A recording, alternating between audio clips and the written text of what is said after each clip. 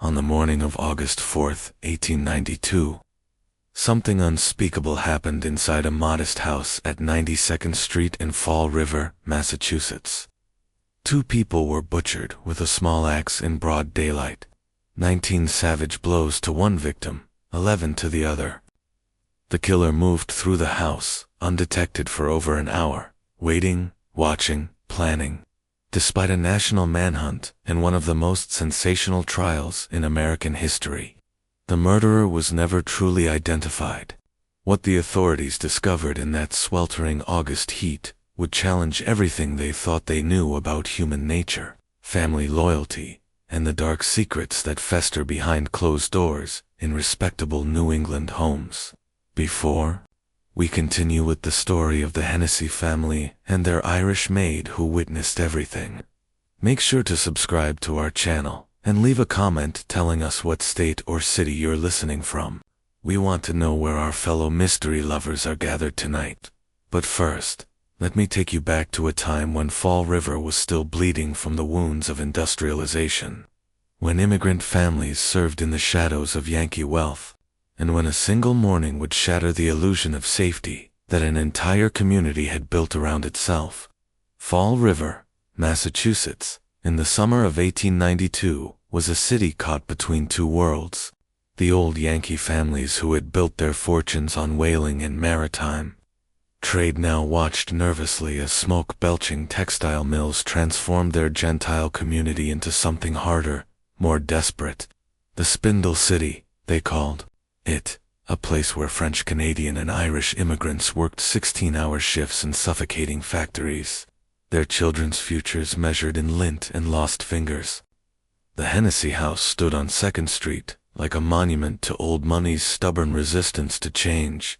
Andrew Hennessy had made his fortune the traditional way, first in coffins, an irony that would later haunt every newspaper account of what happened there. By 1892, he owned rental properties, held directorships in mills, and commanded respect through fear rather than affection. At 70, his angular frame and penetrating gray eyes made grown men stammer when they came to pay their rent.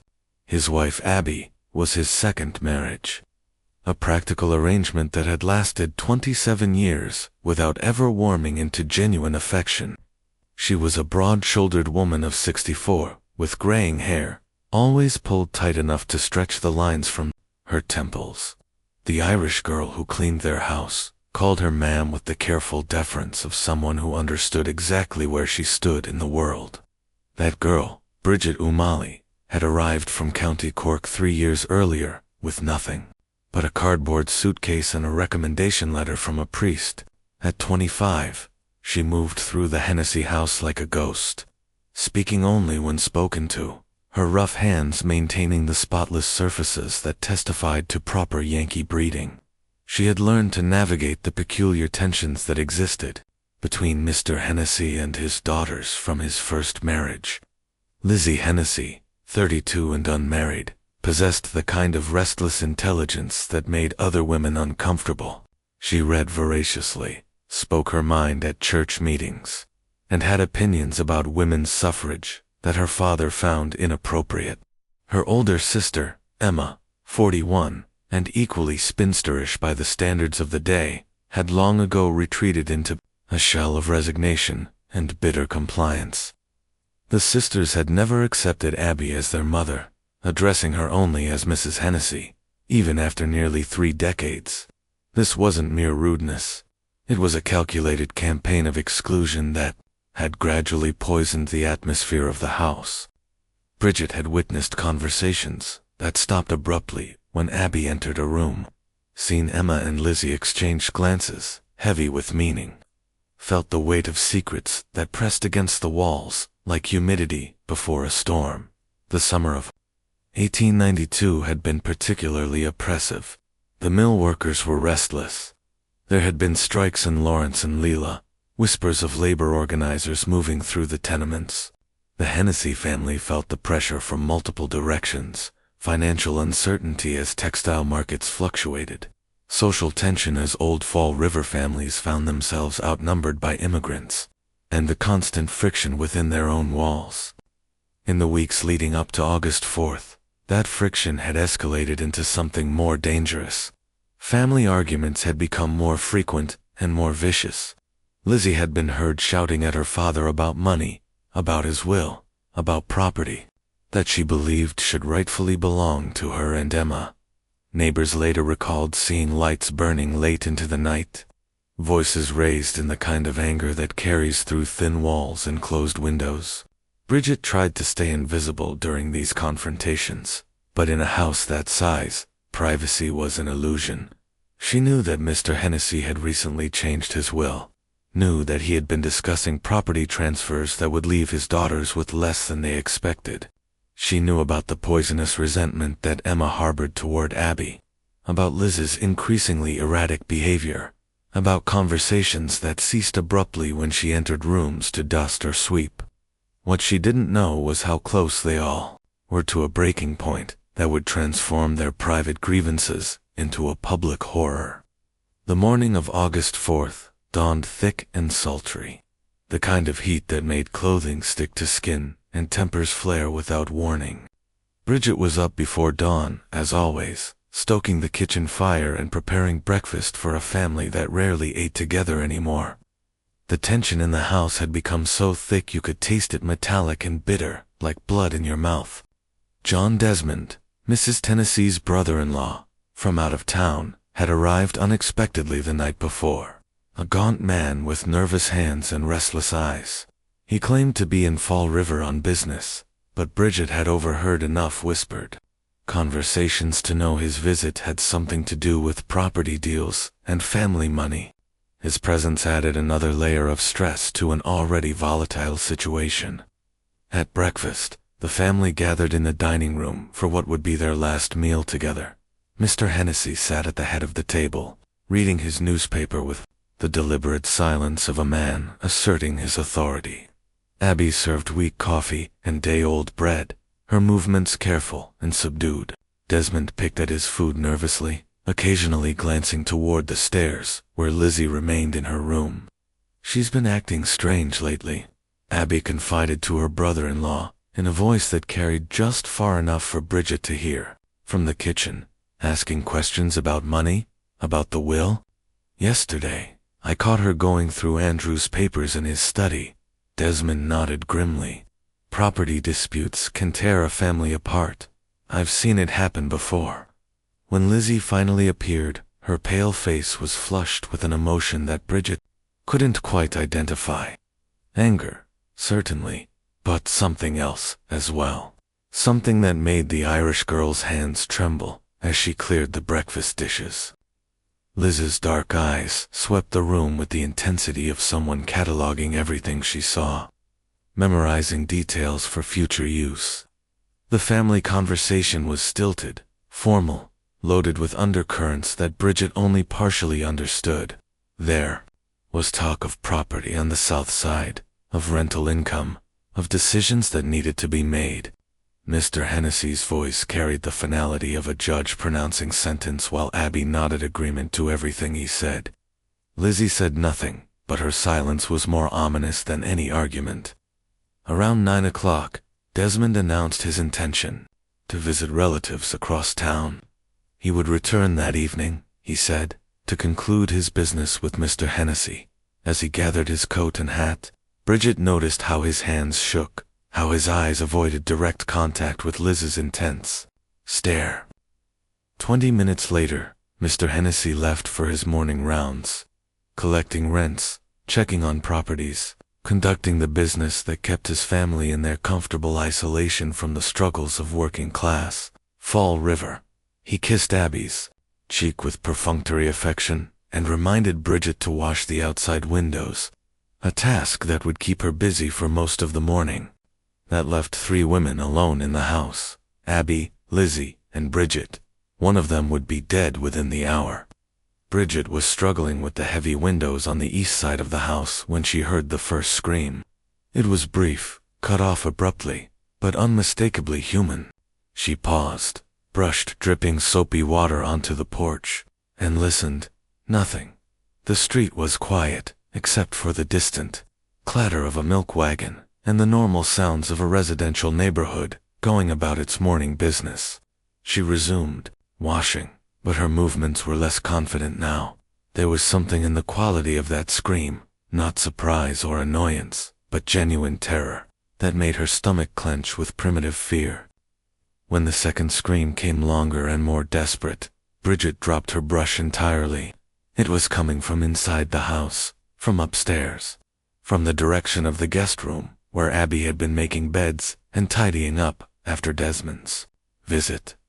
The screaming stopped again, but this time the silence was worse than the sound had been. Bridget's Protestant upbringing had taught her that curiosity was a sin, but 3 years in the Hennessy household had also taught her that ignoring potential disasters could cost her job. She wiped her hands on her apron and approached the back door, listening carefully. Nothing. She climbed the back stairs slowly, her footsteps muffled by the carpet runner that Mrs. Hennessy had installed to keep the house quiet during Mr. Hennessy's afternoon naps. The hallway at the top of the stairs was dimly lit, shadowy in the morning light that filtered through lace curtains. The guest room door was slightly ajar. Bridget called out softly, "Mrs. Hennessy, Mom, are you all right?" No answer. She pushed the door open wider and stepped into a scene that would haunt her for the rest of her life. Abby Hennessy lay face down on the floor beside the bed, her gray dress dark with blood. Her head was a ruin of bone and brain matter, crushed beyond recognition by repeated blows from something heavy and sharp. Blood had sprayed across the floral wallpaper in patterns that looked almost decorative, if you didn't know what they were. But it was the smell that made Bridget's knees buckle. Metallic, sweet, overwhelmingly organic. The smell of a slaughterhouse of humanity, reduced to meat. And standing in the corner of the room, still holding the small axe that had done the work, was Lizzie Hennessy. Her white shirtwaist was pristine, unstained. Her dark hair was perfectly arranged, but her eyes held an expression that Bridget would later struggle to describe to investigators. Not madness exactly, but a kind of cold satisfaction, as if she had just completed a necessary but unpleasant task. "She fell," Lizzie said calmly, as if she were commenting on the weather. "Poor dear, she must have slipped." Bridget looked at the axe in Liz's hands, at the devastation on the floor, at the blood on the walls. She opened her mouth to scream, to run, to do something. But Liz's voice stopped her. "You're going to help me, Bridget, because if you don't, they'll say you did this. An Irish girl with no family, no connections, no one to speak for her. Who do you think they'll believe?" The words hit Bridget like physical blows. She was 25 years old, 3,000 miles from home, alone in a country that viewed Irish immigrants as inherently criminal and morally suspect. She had seen what happened to Irish girls who crossed their employers. They disappeared into police cells or poverty or worse, and no one asked questions. "What do you want me to do?" she whispered. Lizzie smiled, and in that smile, Bridget glimpsed something that was far more terrifying than anger or madness.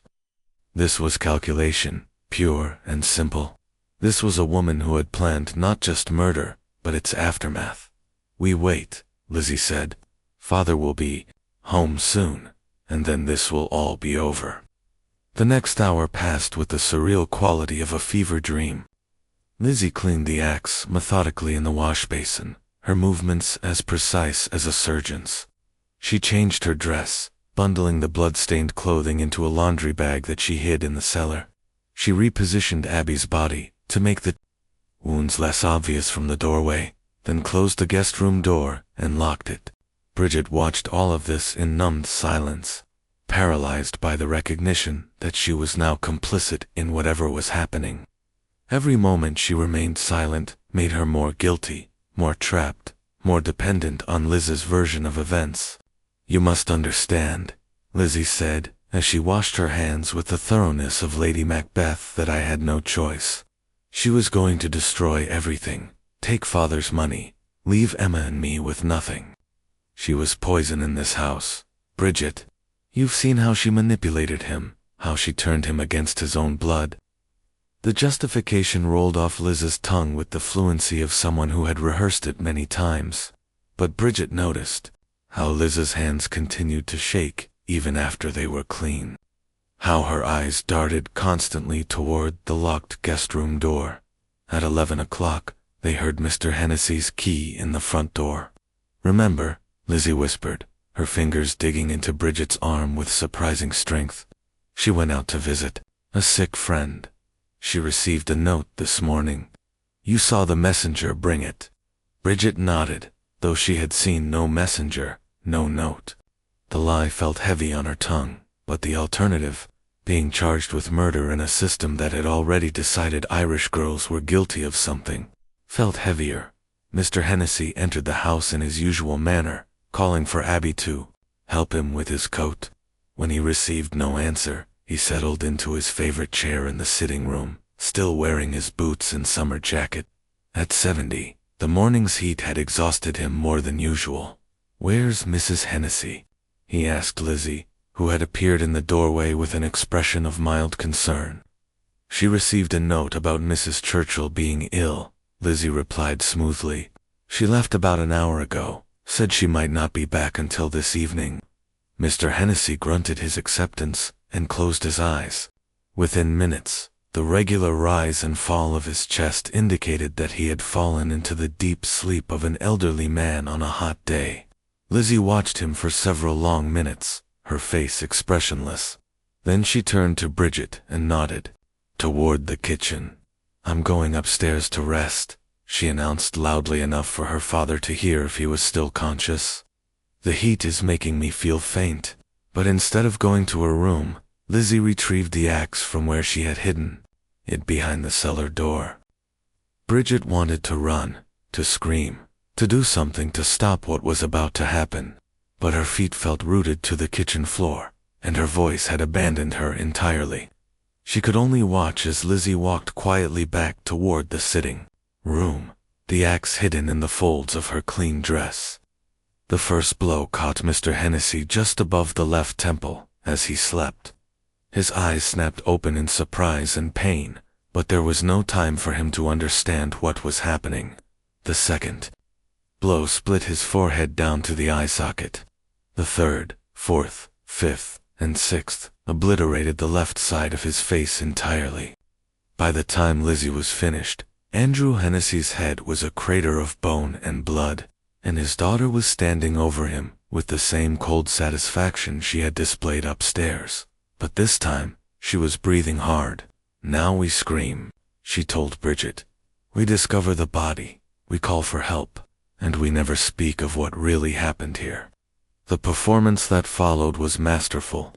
Liz's screams brought neighbors running from 3 houses away. Her sobbing collapse in the front yard convinced everyone that she was as much a victim as the dead man in the sitting room. Even Dr. Henshaw, who had known the family for 20 years, was moved by her apparent grief. But Bridget noticed things that the others missed. She saw how Liz's tears never quite reached her eyes. She noticed how quickly Lizzie recovered her composure when she thought no one was watching.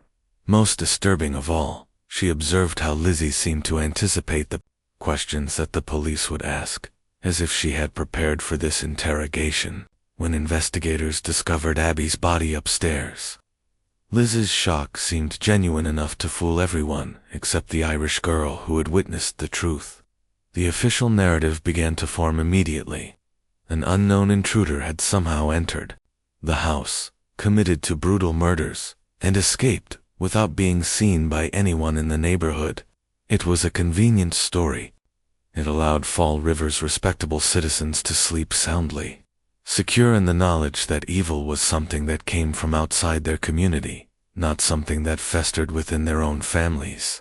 But Bridget knew better, and as the days passed and the investigation intensified, she began to understand that her knowledge made her dangerous to more people than just Lizzie Hennessy. The investigation that followed the murders revealed a Fall River that most residents preferred to ignore, a city where Yankee respectability was a thin veneer over simmering resentments, where family loyalty was a luxury that few could afford, and where the truth was often the most dangerous thing of all. Detective Mallory, brought in from Boston to lead the investigation, was a methodical man who understood that domestic murders were rarely as mysterious as they first appeared. Within 48 hours, he had identified several troubling aspects of the case that suggested the killer was intimately familiar with the Hennessy household. The lack of forced entry was the first red flag. The Hennessy were obsessive about security, keeping their doors locked, even during daylight hours. Yet, there were no signs that anyone had broken in.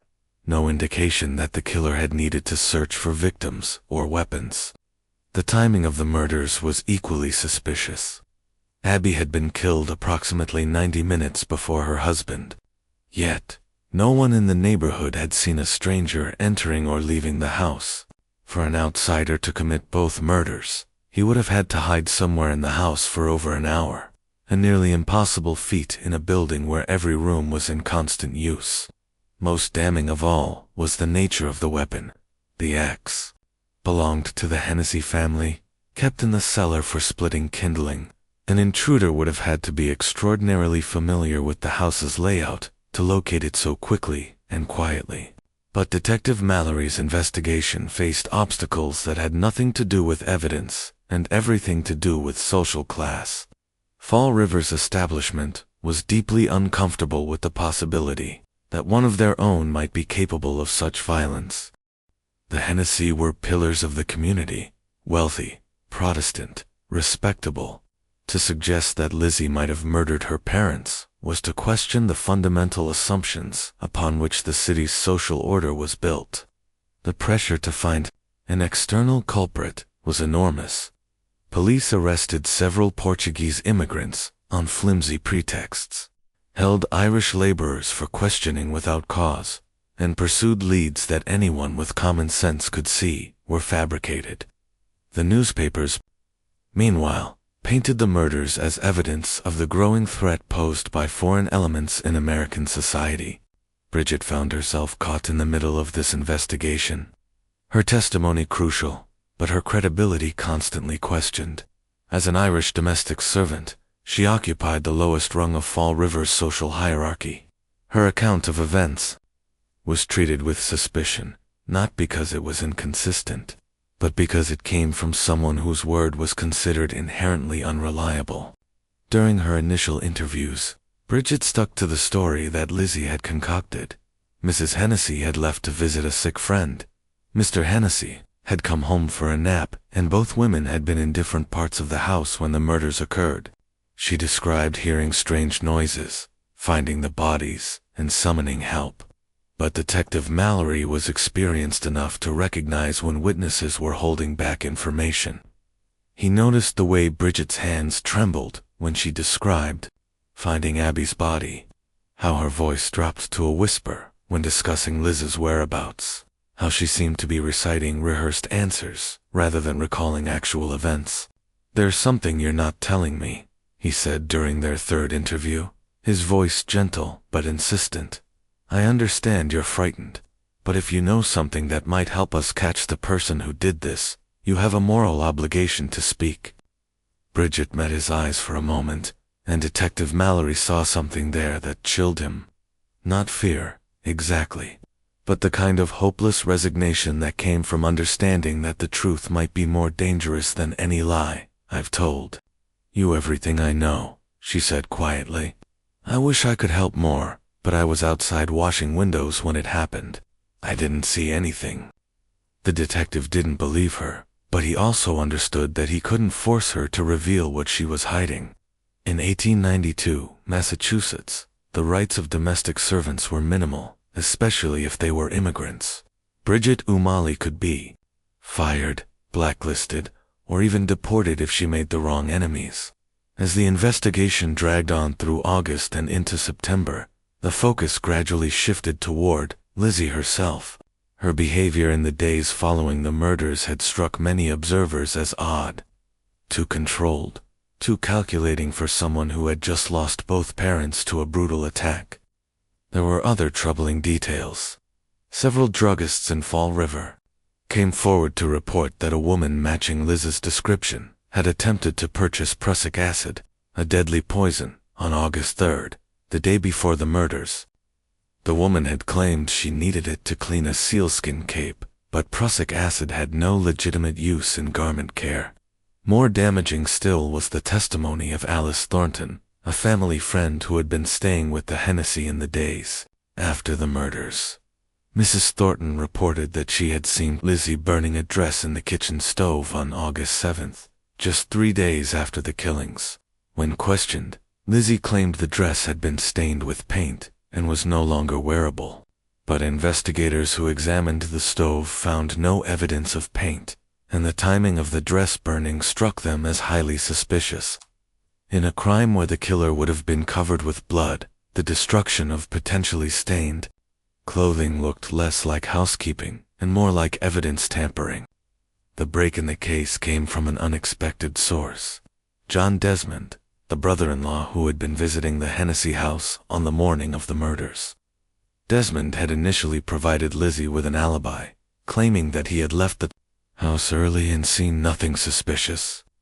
But as public scrutiny intensified, Desmond became increasingly nervous about his involvement in events he didn't fully understand. During a follow-up interview in late August, he revealed a conversation he had overheard the night before the murders, a heated argument between Lizzie and her father about money and property rights. She was angrier than I'd ever seen her, Desmond told Detective Mallory.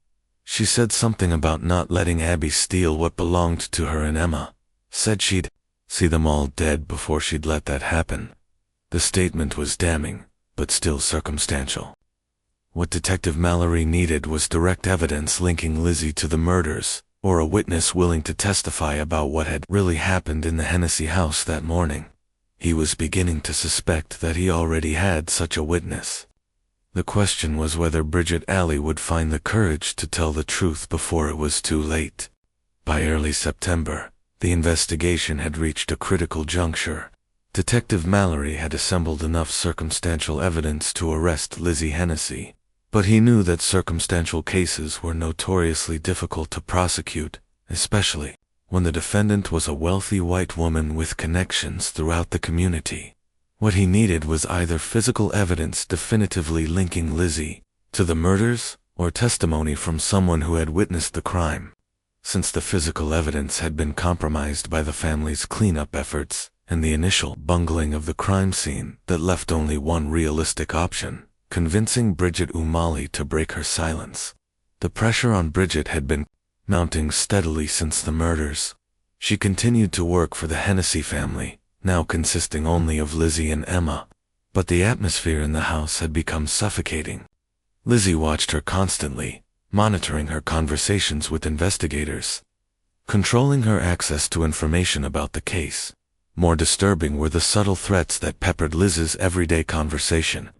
References to what happened, 2 Irish girls who betrayed their employers, observations about how easy it was for immigrants to simply disappear if they caused trouble, reminders that Bridget's word would never be believed against that of a respectable Yankee family. "You understand your position here, don't you?" Lizzie said one evening, as Bridget prepared dinner.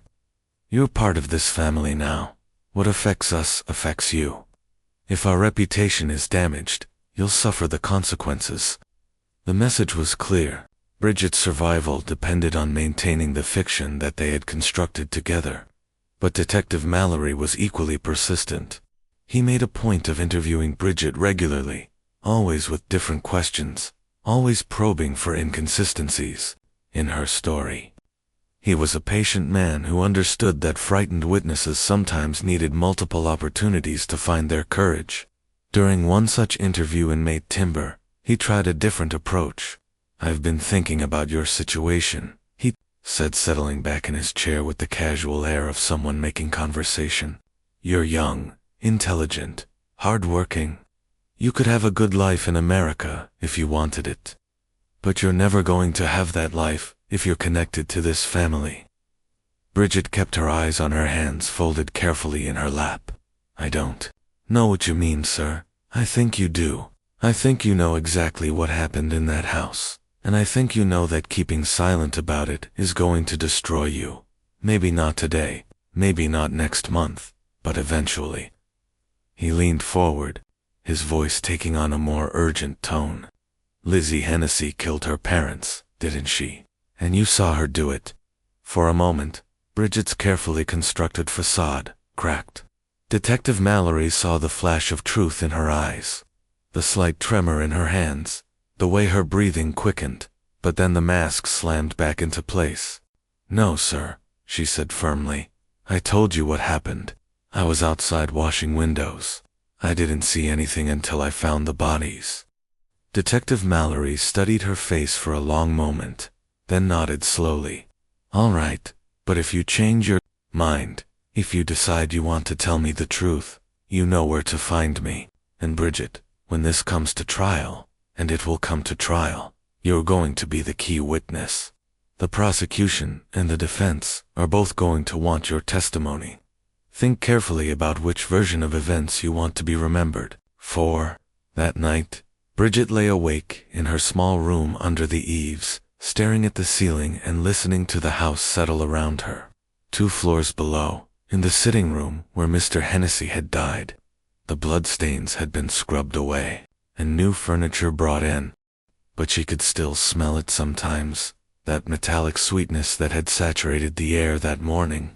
She thought about Detective Mallory's words, about the life she might have if she found the courage to speak the truth. But she also thought about what would happen to her if she accused Lizzie and the jury didn't believe her. Irish girls who accused their betters of serious crimes had a way of ending up in institutions, or worse. The decision was made for her 3 days later. Bridget was dusting the front parlor when she heard voices from Liz's room upstairs. Lizzie and her sister Emma speaking in the urgent whispers that meant family business. She shouldn't have listened, should have continued with her work and pretended not to hear. But something in their tone made her pause. "The detective is getting too close." Emma was saying he's been asking questions about the will, about father's business dealings, and that Irish girl is weak. "I can see it in her eyes." "Bridget won't talk," Lizzie replied confidently. "She's too frightened, and even if she did, who would believe her? The word of an Irish domestic against ours. But what if they do believe her? What if she tells them what really happened?" There was a long pause, and when Lizzie spoke again, her voice carried a chill that made Bridget's blood freeze. "Then we'll have to make sure she can't tell anyone anything." The conversation continued, but Bridget had heard enough. She finished her dusting with trembling hands, her mind racing through possibilities and contingencies. That evening, she made a decision that would change the course of the investigation. She went to Detective Mallory's boarding house and asked to speak with him privately. "I need to tell you something," she said, her Irish accent thicker than usual in her nervousness. "About what really happened that morning, about what I really saw." Detective Mallory poured her a cup of tea and settled in to listen. What Bridget told him over the next 2 hours would form the foundation of the prosecution's case against Lizzie Hennessy and would ultimately determine whether justice would be served or whether a calculating killer would walk free. But as Bridget spoke, unburdening herself of the secret that had been eating away at her conscience for months, neither she nor Detective Mallory realized that Lizzie Hennessy was far more resourceful and ruthless than either of them had imagined. The game was far from over. The trial of Lizzie Hennessy for the murders of her father and stepmother began on June 5, 1893, in New Bedford, Massachusetts.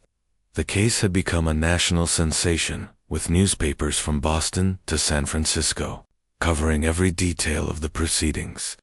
The courtroom was packed daily with spectators, reporters, and curiosity seekers who had come to witness what many considered the trial of the century. The prosecution, led by District Attorney Harrison Norton, built their case methodically around the testimony of Bridget Alley and the circumstantial evidence that Detective Mallory had assembled. They painted a picture of a calculating woman who had murdered her parents for financial gain, using her intimate knowledge of the house and family routine to commit the perfect crime. Bridget's testimony was the emotional centerpiece of the prosecution's case. Speaking in a clear, steady voice, despite the hostile stares from the defense table. She described in horrific detail what she had witnessed on the morning of August 4th, 1892. I saw Miss Lizzie standing over Mrs. Hennessy's body, she told the hushed courtroom. She was holding the axe, and there was blood everywhere. When she saw me, she said that Mrs. Hennessy had fallen, but I could see what had really happened. The defense attorney, George Robinson, a former governor of Massachusetts, and one of the most skilled criminal lawyers in New England, attacked Bridget's credibility relentlessly. He emphasized her status as an Irish immigrant, suggested that her testimony was motivated by jealousy and class resentment, and pointed out the inconsistencies between her trial testimony and her initial statements to police. Ladies and gentlemen of the jury, Robinson declared in his opening statement, the prosecution would have you convict a respectable American woman on the word of a foreign domestic who has already admitted to lying to investigators. This is not justice. This is scapegoating of the worst kind. But the prosecution had more than just Bridget's testimony. They presented evidence about Liz's attempt to purchase poison the day before the murders, her suspicious behavior after the killings, and the burned dress that could have contained blood stains. They called financial experts who testified about the inheritance motive, medical experts who described the savage nature of the attacks, and character witnesses who painted a picture of a dysfunctional family torn apart by greed and resentment. The defense strategy was masterful in its simplicity. They argued that a respectable woman like Lizzie Hennessy was simply incapable of such brutality. Victorian gender stereotypes worked in their favor. The idea that a well-bred lady could wield an axe with enough force to shatter skulls was almost unthinkable to the all-male jury. Robinson also skillfully exploited the anti-Irish prejudices of the era. He suggested that Bridget herself might have committed the murders, pointing out that she had been alone in the house with both victims and had access to the murder weapon. He painted her as a typical Irish servant, dishonest, violent, and motivated by class hatred. Consider the source of this testimony, he urged the jury. An immigrant girl with no family, no education, no moral foundation. A girl who admits she lied to police, who changed her story when it became convenient, who now seeks to destroy an innocent woman to save herself from suspicion. The trial lasted 3 weeks with testimony from over 100 witnesses. The evidence presented painted a complex picture of family dysfunction, financial disputes, and simmering resentments that had finally exploded into violence. But the most dramatic moment came when Lizzie herself took the stand in her own defense. Against her lawyer's advice, she insisted on testifying, confident in her ability to convince the jury of her innocence. Liz's performance was masterful. She spoke softly, forcing the courtroom to strain to hear her words. She wept when describing her love for her parents, her voice breaking as she recounted finding her father's body.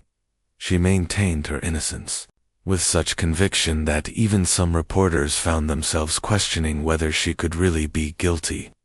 Under cross-examination, however, cracks began to appear in Liz's facade.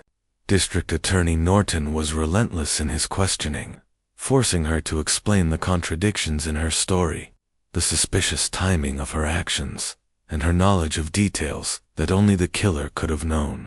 Miss Hennessy, Norton said, his voice sharp with prosecutorial precision, you testified that you were in the barn when your father was murdered. Yet, 3 witnesses have stated that they searched the barn immediately after the body was discovered and found no evidence that anyone had been there recently. How do you explain this discrepancy? For the first time during her testimony, Lizzie hesitated.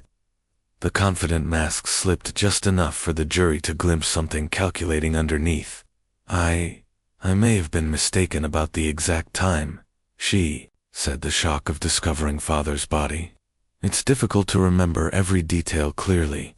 Indeed, memory can be unreliable under stress. Tell me, Miss Hennessy, do you remember attempting to purchase prior acid from Smith's drugstore on August 3rd?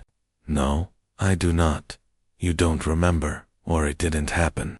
It didn't happen. Norton approached the witness stand holding a piece of paper. I have here a signed statement from Eli Bench, the clerk at Smith's drugstore. He identifies you positively as the woman who attempted to purchase 10 cents worth of prussic acid on the afternoon of August 3rd. He says you became angry when he refused the sale. Are you calling Mr. Ben a liar? Liz's composure finally cracked completely. Her face flushed red, and her voice rose to an almost hysterical pitch. How dare you question my character? I am a Christian woman, a member of this community. I could never. She stopped herself, but the damage was done. The jury had seen behind the mask, and what they found there was not the grieving daughter she had portrayed, but something much darker. The moment that sealed Liz's fate came when Norton produced the most damning piece of evidence the prosecution had uncovered.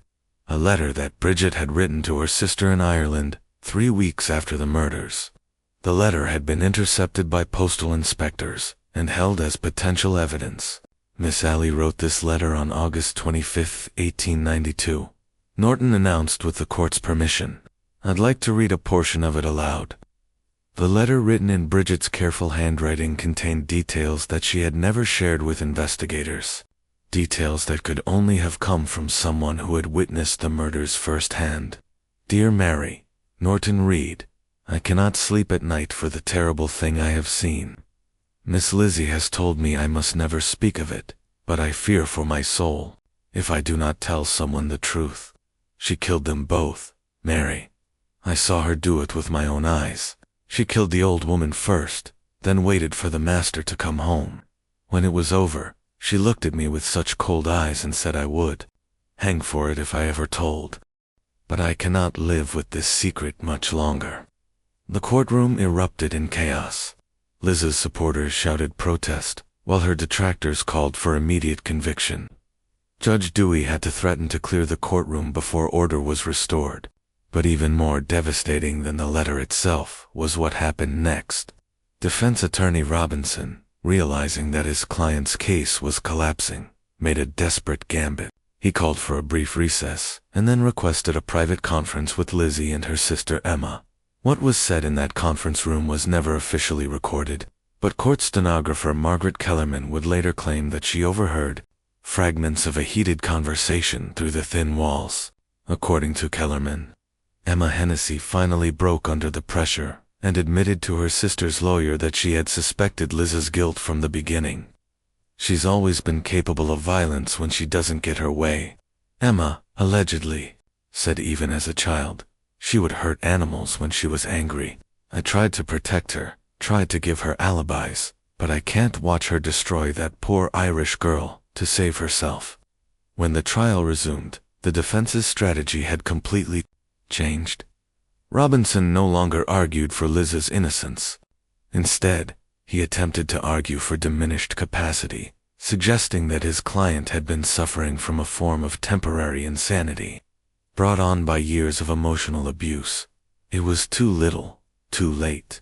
On June 20, 1893, after deliberating for just over 2 hours, the jury returned a verdict of guilty on 2 counts of murder in the first degree.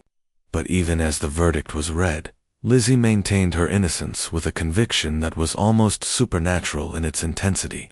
As the Biffs approached to take her into custody, she turned to face the packed courtroom and spoke in a voice that carried to every corner of the room. I am innocent of these charges, she declared, and someday, when the truth is finally known, you will all understand the terrible mistake you have made here today. Some of those present would later claim that there was something prophetic in her words, something that suggested she knew secrets that had not been revealed in court. Others simply saw the final performance of a calculating killer who had been caught at last. The truth, as it often does, lay somewhere in between. Lizzie Hennessy was sentenced to life imprisonment at the Massachusetts State Prison for Women in Sherborne. The sentence was considered merciful. Many had expected her to receive the death penalty for such a brutal crime, but the jury had been influenced by the gender prejudices of the era. The idea of executing a woman, even one guilty of patricide, struck them as somehow barbaric. The trial's aftermath revealed the true cost of the investigation and prosecution. Bridget O'Malley, despite her crucial testimony, found herself effectively unemployable in Fall River. The Irish community viewed her as a traitor who had betrayed her employer, while the Yankee establishment saw her as an outsider who had brought scandal to their city. Within 6 months of the trial's conclusion, she had left Massachusetts entirely, moving west to Montana, where she hoped to start a new life, far from the shadows of the Hennessy murders. Emma Hennessy suffered a complete nervous breakdown, was committed to a private sanitarium, where she would spend the remaining years of her life. The family fortune, such as it was tied up in legal proceedings for decades, as various relatives and creditors fought over the estate. Detective Mallory, despite solving one of the most sensational cases of his career, found that the investigation had taken a toll on his health and his faith in human nature. He retired from police work within a year and moved to a small town in Vermont, where he spent his remaining years as a hardware store owner, rarely speaking of the case that had made his reputation. The Hennessy house at 92nd Street stood empty for several years after the murders. Local children claimed it was haunted, and indeed there were reports of strange sounds, unexplained lights, and other phenomena that kept potential buyers away. When it was finally sold in 1898, the new owners had it completely renovated, tearing out walls and floors that might have contained bloodstains, painting over any evidence of the violence that had occurred there. But some stains run deeper than paint can cover. In 1918, 25 years after the trial, a remarkable document surfaced that cast new light on the Hennessy murders.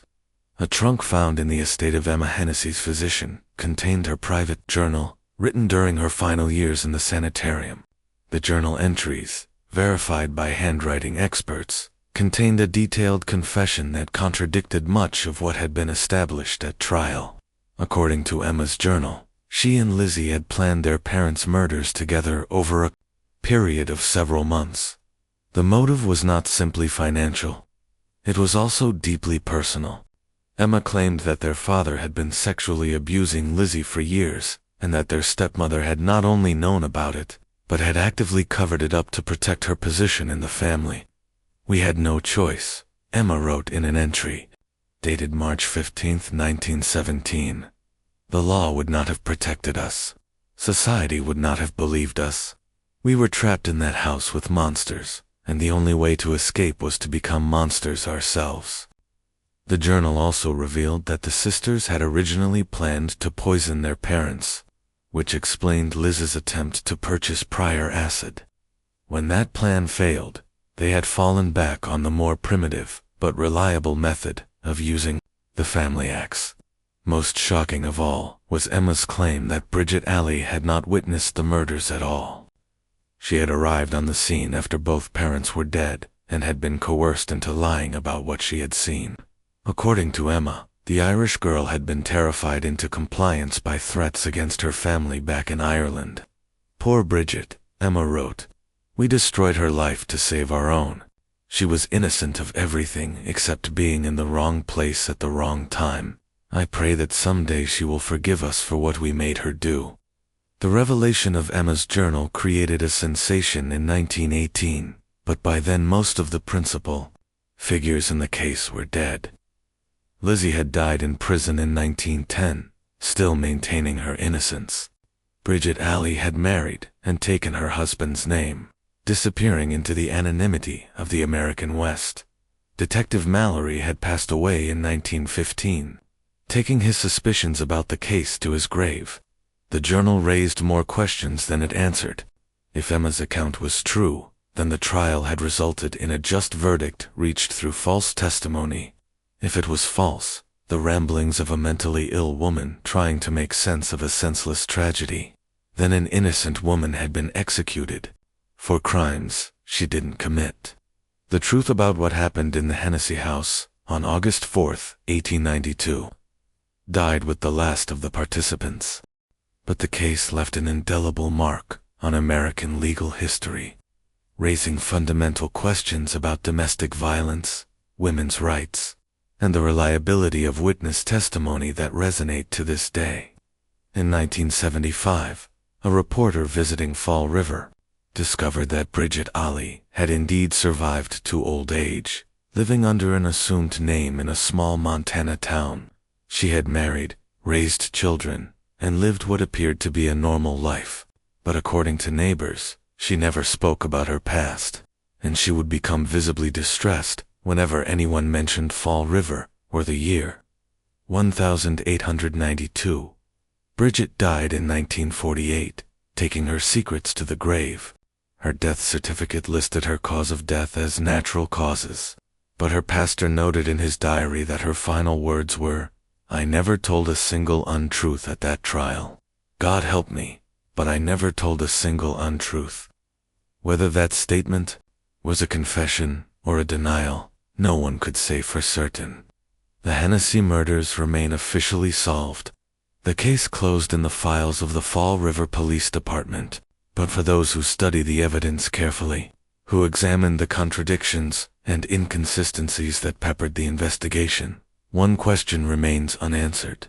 In a case where everyone involved had reason to lie, where social prejudices distorted the pursuit of justice, and where the truth was considered less important than maintaining the illusion of social order, how can we ever know what really happened in that sweltering house on an August morning more than a century ago?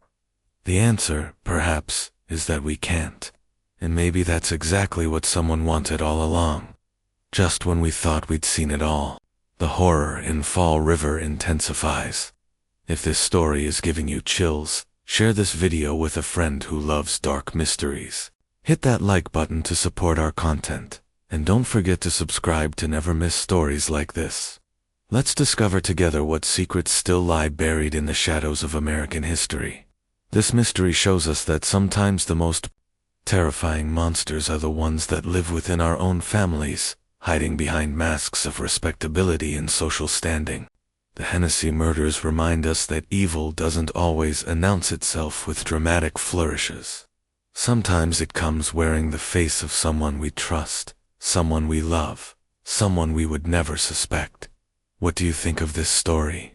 Do you believe Lizzie was guilty, or was she a victim of circumstances and prejudice?